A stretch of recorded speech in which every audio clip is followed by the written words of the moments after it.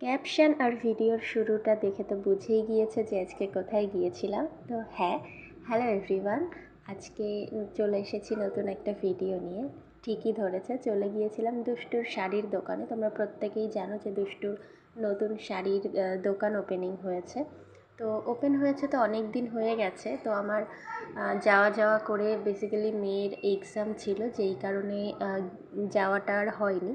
মেয়ের এখন এক্সাম শেষ হয়ে গেছে, তো বাপের বাড়ি যাওয়ার পথেই দুষ্টুর শাড়ির দোকান পড়ে, তাই এখানে এসেছিলাম। আর শাড়ি দেখতে দেখতে এখানে দেখা হয়ে যায় দুষ্টুর মায়ের সাথে। ওনাকে দেখে তো আমি প্রথমে ভীষণ খুশি হয়ে যাই।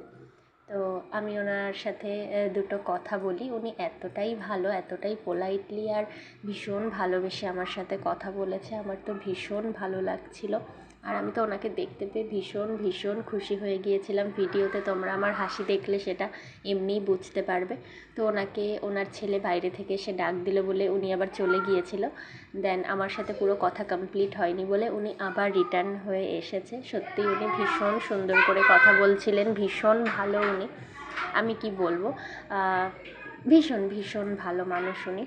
তোমরা দেখেই বুঝতে পারছো যে আমি কতটা পরিমাণে খুশি ছিলাম। আমি তো শুধু হেসেই যাচ্ছিলাম। আমি একটা কথা তো পরিষ্কার করে ওনার সাথে বলতেও পারছিলাম না।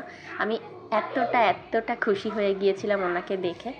তারপর ওনার সাথে ওনার পার্লার নিয়ে, শাড়ির দোকান নিয়ে কিছুক্ষণ কথা বললাম। আর আমি জানতে চেয়েছিলাম যে দুষ্টু আর বড়দি ভাই ওরা কি রয়েছে বাড়িতে, তাহলে ওদের সাথেও একটু দেখা হয়ে যেত। তো উনি বললো হ্যাঁ রয়েছে, দাঁড়াও আমি দুষ্টুকে পাঠিয়ে দিচ্ছি।